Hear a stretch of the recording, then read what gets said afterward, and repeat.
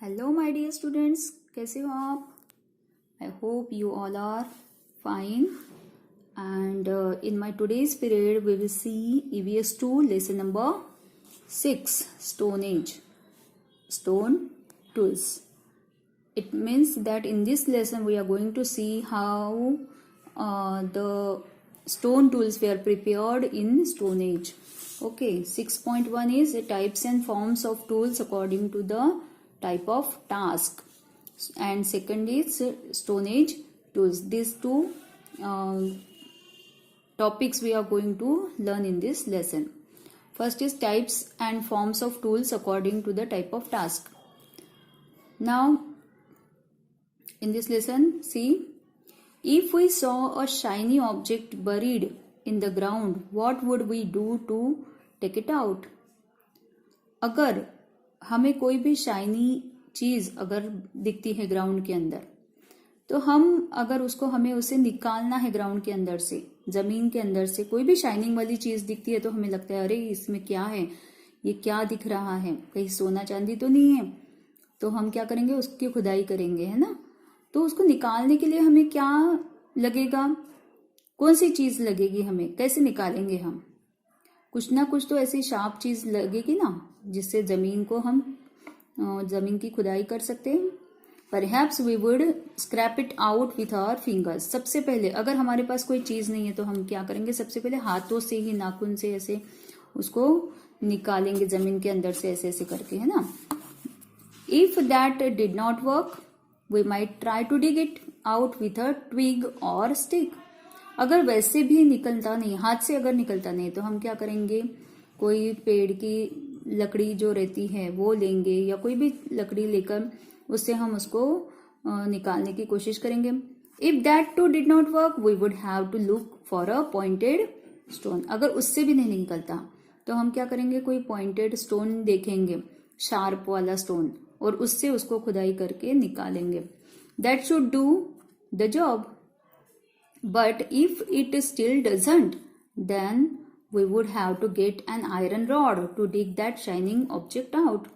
अगर उस स्टोन से भी नहीं होता है, उससे तो होना चाहिए, लेकिन उससे भी अगर नहीं होता है तो हम क्या करेंगे, कोई भी आयरन का जो रॉड है वो हम यूज करेंगे उस शाइनिंग चीज को निकालने के लिए। आयरन से वो इजीली निकल जाएगा। This shows that we need to choose the tool according to the demand of the task. इसका मतलब क्या है कि कोई भी चीज, कोई भी टूल हमें किस, टूल यानी हथियार, टूल यानी क्या होता है, हथियार। कोई भी हथियार हमें किस चीज के लिए होती है, according to the demand of the task. Task यानी काम, जो काम हम करना चाहते हैं, उस काम को करने के लिए किस चीज की जरूरत है, तो उस जरूरत के हिसाब से हम टूल्स बनाते हैं और उस टूल का इस्तेमाल करते हैं। द फॉलोइंग 4 फैक्टर्स डिटरमाइंड और चॉइस ऑफ टूल्स। ऐसी कौन सी 4 चीजें हैं जिसके जरिए हम टूल्स को सिलेक्ट करते हैं? क्या चीजें होती हैं, क्या देखना पड़ता है हमें कोई भी टूल यूज करने से पहले? हमें किस चीज को देखना है? अवेलेबिलिटी ऑफ रिसोर्सेस, सबसे पहले हमारे पास क्या क्या है, कौन सा काम करने के लिए हमारे पास क्या क्या चीजें हैं, ये हमें देखना है। Minimal use of time and energy, हमें ऐसी चीज यूज करनी है, ऐसा टूल यूज करना है जिससे हमारी एनर्जी भी बचे और टाइम भी बचे, यानी इजीली वो हो जाए और जल्दी में हो जाए, जल्द से जल्द वो काम निपटने के लिए हम यूज करते हैं। मैक्सिमम एफिशिएंसी, उस टूल में मैक्सिमम एफिशिएंसी यानी वो काम करने की क्षमता उसमें होनी चाहिए, ताकत उसमें होनी चाहिए, वो चीज से वो काम इजीली हो जाना चाहिए। तो ये भी एक चीज होती है जो हमें याद रखनी है।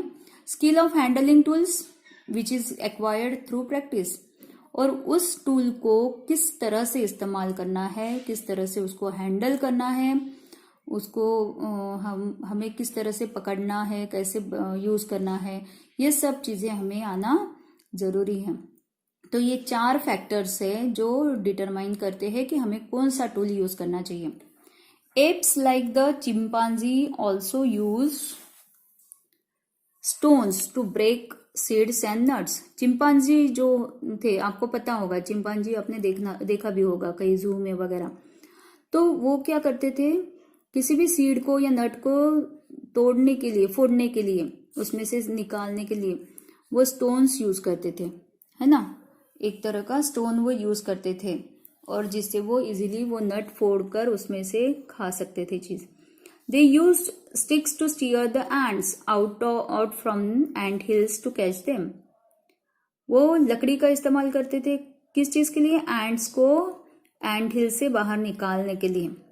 तो वो लकड़ी ऐसे घुमाते थे वो एंट हिल के अंदर, जिसके कारण वो चींटियां जो है वो बाहर निकल जाती थी।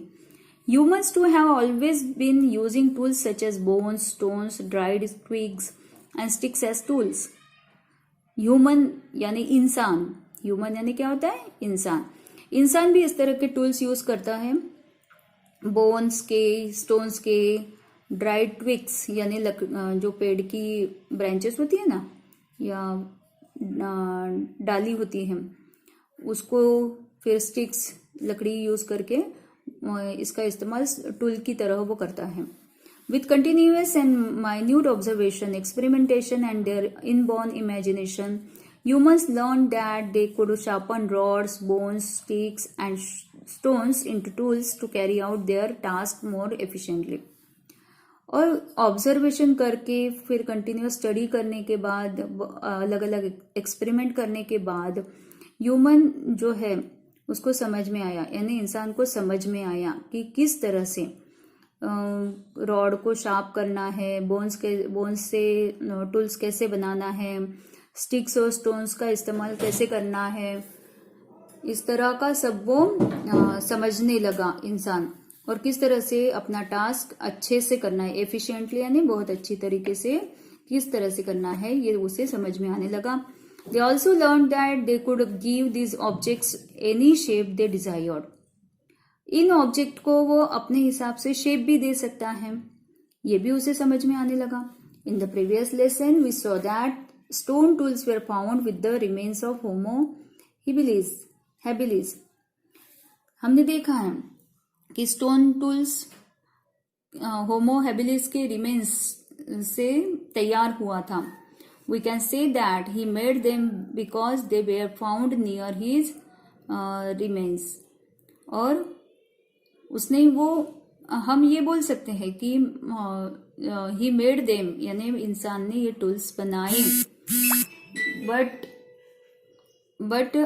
Did he make only stone tools? क्या उसने सिर्फ स्टोन टूल्स ही बनाए थे? The answer to this question is no. उसने सिर्फ स्टोन टूल्स नहीं बनाए थे, because he made tools from other material as well. दूसरे मटेरियल से भी उसने अपने लिए टूल्स बनाए थे। However, of the tools made by humans thousands of years ago, only the stone tools can be found today. पर उसने ये टूल्स, इतने सारे टूल्स बनाए थे, लेकिन हमारे पास अगर हम खुदाई करते हैं तो हमें सिर्फ स्टोन टूल्स ही मिले। जब खुदाई हुई थी तो उसमें सिर्फ स्टोन टूल्स ही क्यों मिले, बाकी क्यों नहीं मिले? Tools made from the bone are rarely found. Bone से बने हुए टूल्स भी कम ही मिले हैं। इतने मतलब उन्होंने इतने सारे टूल्स बनाए थे, लेकिन वो सिर्फ स्टोन टूल्स ज्यादा मिले हैं, बोन टूल्स भी कम मिले हैं। But since twigs and sticks decompose easily, we do not find any tools made from them. उसने पेड़ की टहनी जो होती है वो, और स्टिक्स के बने हुए टूल्स भी बनाए थे, और लेकिन वो हमें नहीं मिले जब खुदाई हुई थी उसमें। क्यों नहीं मिले थे? बिकॉज दे डिकम्पोज्ड, यानी उसका डिकम्पोजिशन हो गया था जमीन के अंदर। वो क्या बोलेंगे, जैसे जमीन के अंदर गीलापन होता है ना, तो वो जो टूल्स थे वो जमीन के अंदर गीलेपन के कारण वो जमीन के साथ, मट्टी के साथ, सॉइल के साथ वो मिक्स हो जाते हैं। तो यानी सड़कर वो खराब होकर वो मिक्स हो जाता है जमीन में, तो उसे बोलते हैं decompose. So we do not find any tools made from them. अब यहाँ पे एक पिक्चर दिखाई दे रहा है आपको टूल्स वाला, है ना। तो ये टूल्स कैसे बने हैं देखो। Tools made from stones and bones, ये स्टोन्स और बोन्स से बने हुए टूल्स हैं। नंबर 1 ये वाला, अ chopper made from a payable, ये पेबल का बना हुआ है, चॉपर। दूसरा है स्क्रैपर, ये वाला, ये स्क्रैपर है। Third is circular hammer stone, ये हैमर स्टोन है ना, ऐसे मारने के लिए, ठोकने के लिए चाहिए ना, हथौड़ी जैसा।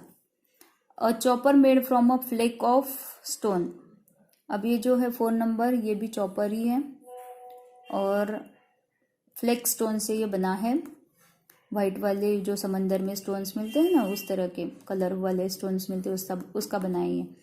और borer made from a bone, ये बोन से बना हुआ है।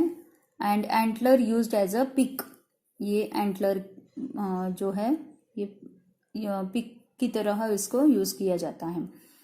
तो ये टूल्स है, स्टोन एज टूल्स।